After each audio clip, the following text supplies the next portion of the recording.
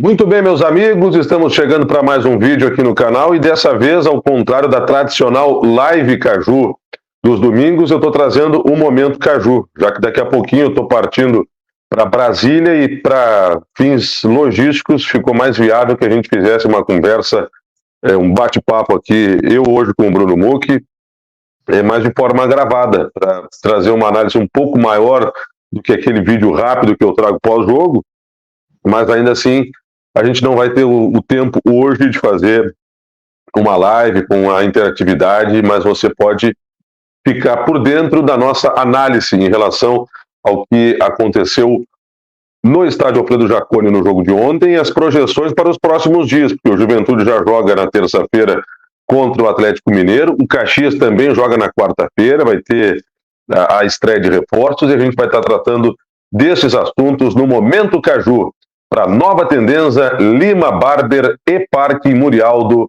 e Cassol Autopeças.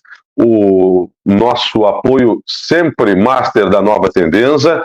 A Nova Tendência vem com a proposta de atuar como síndico profissional de condomínios residenciais e comerciais e consultoria para condomínios através de metodologia própria, né, com soluções adaptáveis às particularidades e necessidades de cada cliente, projetos para melhoria na segurança do condomínio, gestão de orçamentos, contratos, limpeza, manutenção e obras do condomínio, além de muitos outros serviços. Saiba mais através do WhatsApp 54 99613 1404, Nova Tendência, parceira master aqui do canal Giba Narrador e das nossas participações, sejam elas em live ou participações gravadas também. Deixa eu saudar o Bruno Mucchi, que hoje chega aqui no canal para também trazer as suas informações, as suas análises a respeito do que nós vimos e projeções do que veremos, hein, Mucchi? Tudo certo? Prazer te ter aqui. Tudo bem, Giba? Um abraço para você e para quem está conosco aqui, prazer é meu. Vamos começar falando do jogo de ontem. O Juventude se classificou, o Juventude eliminou o Internacional numa semana que muito foi falada, principalmente, né, naquele interim do primeiro para o segundo jogo, na questão do Roger, sai do Juventude, vai para o Inter, fica no Juventude, mas o que nós vimos foi um Juventude que esteve alheio a isso, né, alheio a essa conversa de fora de campo, e no gramado conseguiu uma classificação importantíssima que bota R$3.465.000 na conta, né, Mucchi? E é um dinheiro que vai direto para o Juventude pensar no futebol, pensar também nas melhorias que tem para fazer no CT. É um dinheiro que chega em boas horas para o Juventude, né, em um bom momento, visto que a equipe estava tendo que buscar recursos, né, para fechar o ano. Teve a venda de mandas de campo agora para Brasília, Atlético e São Paulo, e esse dinheiro que entra é um dinheiro muito importante para o Juventude. Foi uma atuação consistente do Juventude novamente, mesmo com jogador a menos em alguma parte do segundo tempo, o Juventude não sofreu. Teve o Gabriel sendo um dos principais nomes, o Rodrigo San também, autor do gol do Juventude, sendo um dos nomes importantes nessa classificação, e uma classificação ainda maior e significativa, Gilberto, por conta do contexto, né? O Juventude já tinha eliminado esse mesmo Internacional no Campeonato Gaúcho, o Juventude não contava com a dupla de zaga titular e talvez com o primeiro zagueiro reserva do lado esquerdo. O Abner teve que atuar, jogador que estava estreando como profissional nos 2 jogos, fez boas atuações.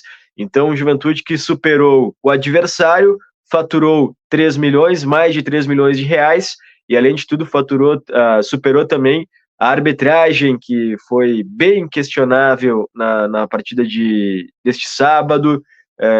Também conseguiu superar o ambiente que foi criado, muita gente falando que o Roger já estava acertado com o Internacional, coisa que na coletiva o Roger desmentiu, o presidente do Inter, o presidente do Juventude desmentiram. Então, uma vitória bem significativa do Juventude neste sábado e a classificação confirmada. A grande questão, né, desse jogo é justamente como que o adversário do Juventude se portaria depois, né, de ter sofrido o revés no jogo de ida e como que o Juventude reagiria a isso.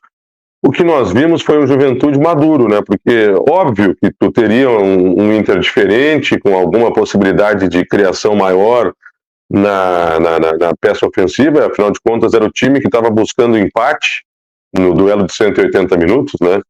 E a gente viu o Inter que melhorou, até penso eu, em relação a ele próprio, mas um Juventude que estava seguro de si no jogo. Tanto é que o Inter no primeiro tempo teve, assim como foi no jogo do Beira-Rio, teve mais posse de bola, só que as principais oportunidades foram do Juventude, com o Eric Farias cabeceando na trave, também depois uma outra cabeçada que passou perto do Rodrigo San, e na terceira ótima chance o Rodrigo San guardando o golaço de cabeça, né, daquelas cobranças bonitas que faz o Jean Carlos e um arremate preciso dele pelo alto, fazendo 1-0 para o Juventude. No segundo tempo, a impressão que eu estava ficando é que o Juventude ele iria crescer em relação até a atuação que fez na primeira etapa, só que as coisas foram acontecendo de um jeito diferente, né? Teve a questão do pênalti que, na minha opinião, foi mal marcado em favor do Inter, o primeiro, que foi chutado pelo Alan Patrick e defendido pelo goleiro do Juventude, o Gabriel. Na sequência, um novo pênalti, dessa vez que aconteceu, mas aí teve aquelas circunstâncias todas. Na cobrança, no primeiro momento, o Ener Valencia chuta horripilantemente, o Gabriel defende, passado isso, um torcedor invade o campo para agredir o Ener Valencia, o Alan Ruschel vai defender o companheiro de profissão, acaba atingindo esse torcedor, e o lance, não obstante a revisão de uma invasão que aconteceu, o jogador do Juventude na cobrança do Ener Valencia, também uma nova revisão faz com que seja expulso de campo o Alan Ruschel. E a partir dali mudou o jogo, né? Porque foi o momento em que a equipe do Inter tinha supremacia em termos de jogadores em campo e, óbvio, conseguia empurrar mais o Juventude. E isso foi se arrastando até a reta final, aos 49, quando o Vitão foi expulso. E aí, quando estava 10-10, o jogo novamente se reequilibrou. Mas foi um jogo que talvez não fossem as circunstâncias do início do segundo tempo, o Juventude pudesse até ter se classificado com uma tranquilidade um pouco maior. O que tu acha? Acho que sim, acho que sim. Acho que o Roger mexeu bem na equipe também na segunda etapa, principalmente quando estava com um jogador a menos. Ele colocou o Mandaca, e o Mandaca deu uma vibração diferente para a equipe dentro de campo. O Mandaca ele vem entrando bem no Juventude, o Gabriel Talhari também foi inteligente naquele lance ali. Se a gente for analisar o lance em câmera lenta e talvez analisando mais friamente, o Vitão ele peita o Gabriel Talhari do mesmo jeito que o Talhari e o Mandaca estão peitando o Igor Gomes. Só que o Talhari foi totalmente esperto. O Vitão peitou ele, se desequilibrou e caiu. E aí cavou a expulsão também do jogador do Internacional. O Talhari não tem nada a ver com isso, foi infantil o jogador do Inter, méritos para o Juventude. Acho que se realmente permanecesse 11 contra 11, com o Inter se abrindo mais no segundo tempo, acho que aí sim o Juventude teria mais espaço, poderia até confirmar a classificação com a vitória. Mas acho que o empate ele acabou sendo realmente justo com o que aconteceu, principalmente pela produção do Inter no primeiro tempo, uma produção um pouco melhor do que a do Juventude, mas não foi tão assertivo assim. O Juventude conseguiu neutralizar mais uma vez o Internacional e a Toca Verde está de volta. Vamos acompanhar, eu selecionei aqui o vídeo da conversa do árbitro de campo com o árbitro de vídeo e a decisão de acabar expulsando o Alan Ruschel. Quem não acompanhou, eu acho interessante que acompanhe. Calma. Amarelo no Jean. Ele já tomou a decisão, não vai mudar. Esse jogador aqui, ó, ele chuta. Depois você vai ver lá. Calma, vai ter um. Depois disso. Ó, olha. Volta lá de novo. Volta lá naquela mesmo. Naquela mesmo. Tem que impactar. Segura, Rodrigo, estamos checando. Pode ir. Torcedor. Tá. 6 era que a gente tava, mas ela sai, ó. Ela sai. Não, volta na ação. Rodrigo, vai fazendo o procedimento que nós vamos checar aquele torcedor lá que entrou. Ele tenta se agredir, aí claramente ele desfere o soco. Eu entendo. Calma, é pra frente disso, tá? Aí ele chuta de novo, ok? Calma. Ok? Deixa seguir um pouco mais. Ele faz duas situações aqui, ok? Ele vai ter que... Segura, Rodrigo. É mais pra frente um pouco. Que é mais pra frente. Rodrigo, Vinícius falando, aguarde, tá? Ó, tem uma câmera aqui que vai mostrar melhor. Não invade. Mas não impacta. Aqui, ó. Aí, ó. Isso, nesse É o capitão, então, é o capitão. Ele fez as duas situações, vai ter que chamar ele para ele ver essa situação aí. É esse o soco que não foi mostrar pra ele? Rodrigo. Essa é a situação. Rodrigo. Ó, Rodrigo, você tem que vir rever novamente, que na hora que o torcedor entra, que nós checamos agora, ele agride claramente o capitão do Juventude, agride claramente o torcedor. Você vai ter que vir aqui ver. Certo. Janela, faz janela. Faz a janela. É esse ato do soco que nós vamos mostrar? Isso, esse depois nós vamos voltar para mostrar que é o mesmo capitão. É a mesma ação dele. O Alan Russo. Volta um pouquinho mais pra gente ver o... Se não me engano, é meia dúzia, confere aí. Você vai ver a ação. 28, tá? É o capitão, ok? Vou mostrar de novo. Mesma coisa. Sim. Tem a marcação daquela primeira pra ele ver também. Cartão vermelho.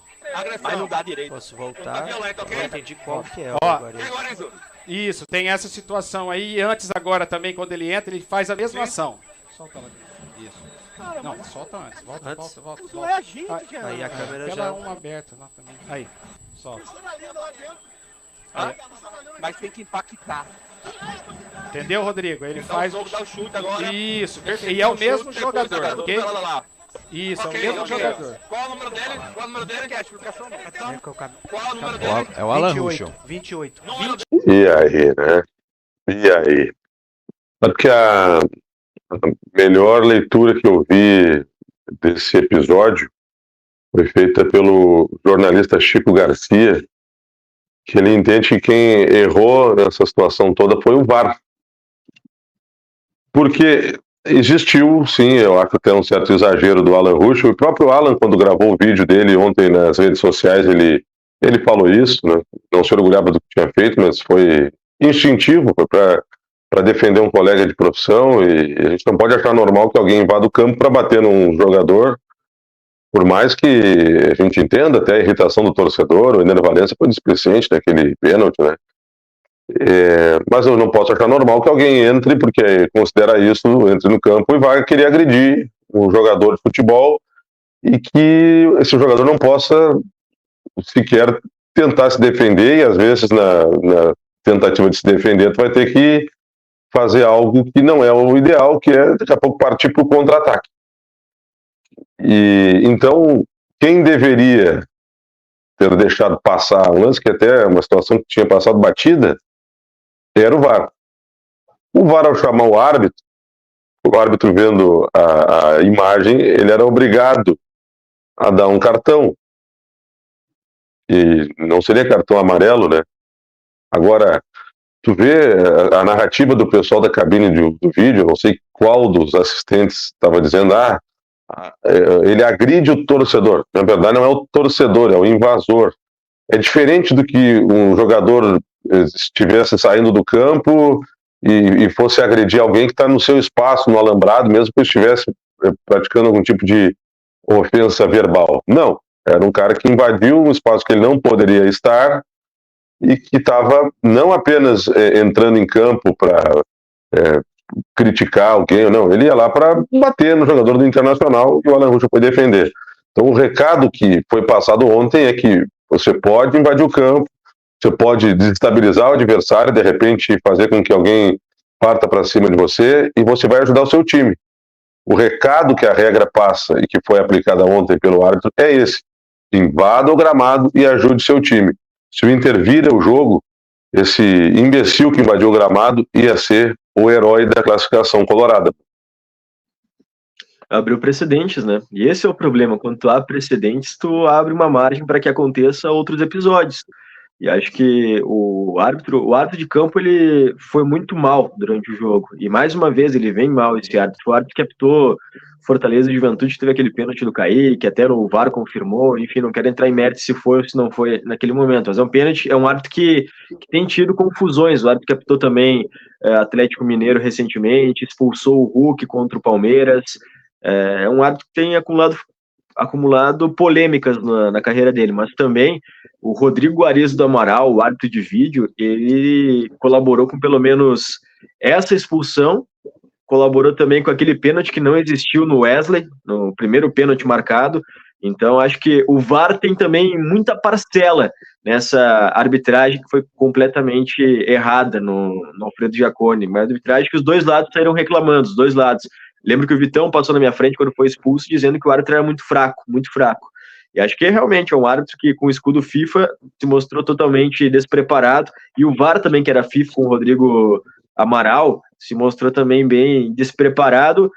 Enfim, abriu um precedente muito grande. O Alan Ruschel foi defender um colega de profissão, e tem que acontecer alguma coisa com o Internacional, né? Não é possível, porque ano passado um torcedor com uma criança no colo invadiu o gramado do Beira-Rio e bateu no Dudu Mandai, começou a chutar o Dudu Mandai de costas. Esse ano o torcedor queria invadir fora de casa para bater no próprio atleta, o jogador do Juventude impediu. Já teve episódio que a torcida do Inter arremessou pedra em ônibus do adversário, arremessou celular em jogador do adversário. Então tem que acontecer alguma coisa, né? Tá sendo muito branda as penas para o Internacional. Depois o pessoal volta a campo, né, vai assistir jogo novamente. Esse cara que entrou com um gurizinho em campo já foi visto novamente em estádio. As coisas terminam em pizza no nosso país, né? Infelizmente.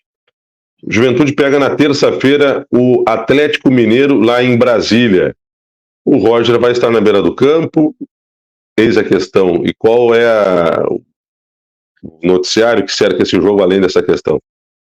Acredito que sim, o Roger deve estar na beira de campo, sim, pelo menos a informação que se tem no momento, né? A direção do Juventude confirma que não recebeu nenhuma proposta, o Roger também.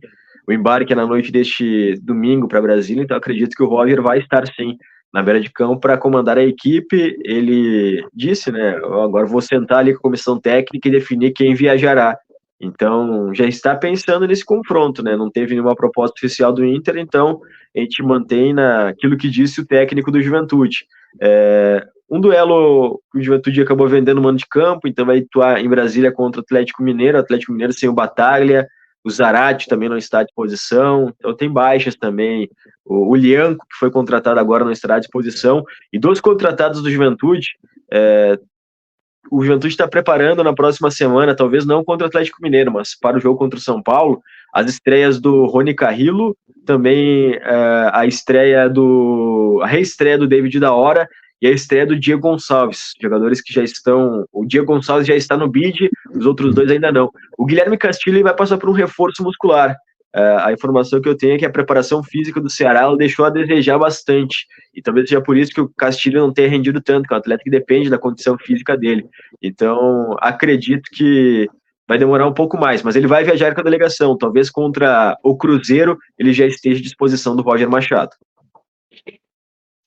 A Nova Tendenza vem com a proposta de atuar como síndico profissional de condomínios residenciais e comerciais e consultoria para condomínios em Caxias do Sul, com soluções através de metodologia própria, adaptáveis às particularidades e necessidades de cada cliente, com projetos para melhoria na segurança do condomínio, gestão de orçamentos, contratos, limpeza, manutenção, obras do condomínio, além de muitos outros serviços. Saiba mais através do WhatsApp 54 99613 1404, Nova Tendenza, parceira sempre da Live Caju e que está aqui no Momento Caju hoje. Caxias joga na quarta-feira contra a equipe do Aparecidense, ou da Aparecidense, enfim, e vai ter estreias, a expectativa é essa, com os reforços. Vai ter estreias. Quantas estreias? Eis a questão. Eis a questão, Bruno. Vai ter estreia também na Casa Mata da Aparecidense, né? O Emerson Ávila será o técnico da Aparecidense. Ele foi auxiliar técnico do Jair Ventura quando passou aqui pelo Juventude. Vai estrear como técnico da Aparecidense, um profissional de Goiás, vai comandar a equipe da Aparecidense. Bom, ele comandou Londrina esse ano também, né? O Londrina acabou trocando a comissão técnica e ele acabou saindo. Acredito que o Helder deve começar como titular, né? O Roger Machado não, desculpa, o Thiago Gomes tem que pensar em alternativas, já que ele não conseguiu vencer o Remo na última partida. Ele conta também com o Felipe Tontini já à disposição e é projetado o retorno do Tontini ao time titular já, a reestreia dele. Então acredito que Tontini e o Helder já estarão no time titular. Não sei se o Arthur Neves estará, talvez no banco de reservas como opção. O Dudu Mandais tem uma expectativa que ele possa atuar, já que o Matheus Mendes está suspenso, né? No último jogo o Mendes atuou como terceiro zagueiro. Acho que o Thiago Gomes vai dar sequência ao 3-4-3 que ele colocou em campo no último fim de semana.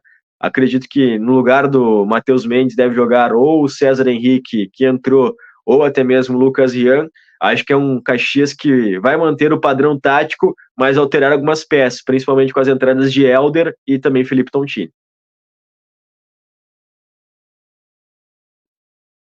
Pois é, pois é. O Caxias que ele está numa sinuca de bico, a gente vem falando há horas, né, que o resultado é inadiável, e o resultado vai sendo adiado, e o resultado segue inadiável, o resultado segue adiado, ela segue inadiável e segue adiado, isto é, não pode adiar, mas adia a vitória, adia o resultado positivo, e o Caxias, ele cada vez mais está numa situação que vai se agravando no campeonato. O Caxias sabe que, independente do seu resultado, não sai da zona de rebaixamento, né, neste meio de semana, e sabe que um eventual tropeço contra a Aparecidense pode lhe afundar ainda mais, até corre o risco de terminar... Não corre, porque nessa rodada o São José já perdeu, né, para o Sampaio Corrêa, né, então menos mal, perdeu ontem por 2-0. Ele não cai para a lanterna, mas ele pode ter um distanciamento, inclusive desse próprio adversário, que é a Aparecidense, que é a 18ª colocada. Então, o que a gente espera é que dessa vez, tendo um incremento técnico no time do Caxias, ele consiga ter um rendimento ainda melhor do que teve contra o Remo, onde a gente falou que o Caxias jogou melhor em relação ao Caxias. Não o suficiente para a gente dizer que a derrota, por exemplo, tenha sido injusta. Teve a circunstância, né, daquele gol anulado do Caxias depois da cobrança do pênalti, que para todos pareceu um erro da arbitragem e que pode ter mudado a história do jogo. No jogo jogado, e que a gente infelizmente não tem como prever como seria se o Caxias tivesse feito aquele gol, a gente tem como imaginar, no jogo jogado que a gente viu, com a bola correndo, o time do Remo foi melhor que o Caxias. O Caxias, então, ele teve uma evolução em relação a ele, e por mais que se tenha aquela ideia de, não, mas o time quando começa a jogar melhor já é um prenúncio de daqui a pouco a vitória vem. Não necessariamente. Isso talvez possa ser um indicativo de que o resultado vai vir, mas também pode ser um indicativo de que está faltando qualidade de jogadores, qualidades individuais, mesmo que daqui a pouco o técnico que chega melhora a mecânica. Eu acho que melhorou a mecânica ofensivamente, porque a gente não pode esquecer que o Caxias nessa temporada tem uma defesa que vaza demais e que vazou, independentemente do que o juiz fez e que a gente discorda naquele jogo, a defesa do Caxias vazou. E o Caxias perdeu, mas teve um gol lá do meio campo que foi um aborto da natureza, só esse. Os outros não. Então, é complicado da gente ver, né, mesmo tentando observar um viés positivo, que tenha havido tanta melhora do Caxias. Eu acho que teve uma melhora, sim, mas se essa melhora no rendimento coletivo não vier embasada de um resultado positivo, e principalmente com os jogadores que têm para estrear, dando mostras de que, de fato, serão acréscimo de qualidade ao time, bom, aí a gente joga a toalha.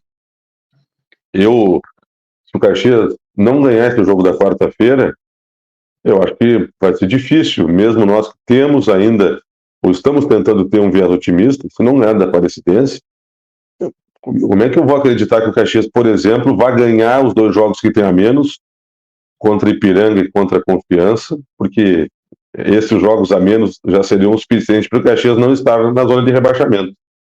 Tá, mas qual é a perspectiva que se dá, à medida que o Caxias vai jogar o segundo jogo com um novo técnico, e se não conseguir vitória, qual é que é a perspectiva que a gente vai ter, enquanto analistas aqui, enquanto os torcedores que nos acompanham? É inadiável. Um rendimento ainda melhor do que contra o Remo, as individualidades aparecendo mais, os reforços dando, de fato, a impressão de que o Caxias acrescentou qualidade e não apenas quantidade ao elenco, e principalmente, mesmo que isso não ocorra, mas que venha pelo menos o resultado positivo. Eu vou, pela 15ª vez, dizer que é inadiável na quarta-feira, Bruno. Sem sombra de dúvidas, né? É inadiável por conta da situação que o Caxias se meteu na competição. E não adianta dizer que o Caxias tem mais jogos em casa para fazer do que fora e apostar nisso se o Caxias não vencer os jogos em casa. Então é mais uma partida dentro do Estádio Centenário onde o Caxias precisa fazer a campanha. Se tem que permanecer, para permanecer tem que vencer 6 jogos, tem que ganhar os 5 que acontecem dentro de casa, principalmente os confrontos diretos. A Aparecidense, daqui a pouco o Caxias consegue permanecer na Série C do Campeonato Brasileiro. A Aparecidense vai ser um adversário direto nesse momento. Então o Caxias precisa fazer valer o fator local, fazer valer os 3 pontos, precisa da vitória. O torcedor que vai, tenho certeza que vai para apoiar, por mais que a equipe não esteja demonstrando que mereça apoio, por mais que tenha faltado resultado nas últimas rodadas. Acho que tem um momento conturbado acontecendo no Caxias, só que é um momento de apostar também no trabalho do Thiago Gomes. Já havia evolução em relação ao trabalho do Argel Fux, já viu o time rendendo mais, criando mais oportunidades, só que tem que ser efetivo. Aposto minhas fichas no Caxias, mas com os reforços. Se o Caxias seguir com o mesmo time que atuou até a rodada passada, acho que é um Caxias que já tem a passagem comprada para o ano que vem. Assina embaixo. Eu não vou ficar aqui fazendo um vídeo longo sobre o Caxias, a gente falou mais do Juventude que jogou ontem, que joga na terça-feira, mas independentemente disso, a gente não tem tanto a falar do Caxias sem ser repetitivo. A gente vem fazendo algumas críticas já há algum tempo em relação à condução das coisas no futebol do Caxias, e a gente está querendo ver o Caxias melhorar. Então, se a gente ficar aqui meia hora falando do Caxias, além de se repetir, a gente vai partir para uma agenda negativa que eu, sinceramente, espero que não precise ser feita. Torço para que o Caxias faça um bom jogo na quarta-feira e que inicie esse seu processo de recuperação dentro do Campeonato Brasileiro da Série C. Nós vamos para Brasília, Bruno Muck e eu, depois para BH, para acompanhar essa incursão do Juventude fora de casa nas próximas rodadas, mas, óbvio, também sem descuidar do que está acontecendo no Caxias e trazendo sempre que possível a análise aqui no canal. Valeu, Muki, abração, tamo junto. Valeu, Giba, um abraço, estamos juntos e um abraço para quem nos acompanhou até aqui. Valeu a todos que estiveram conosco no Momento Caju, um grande abraço e uma ótima semana.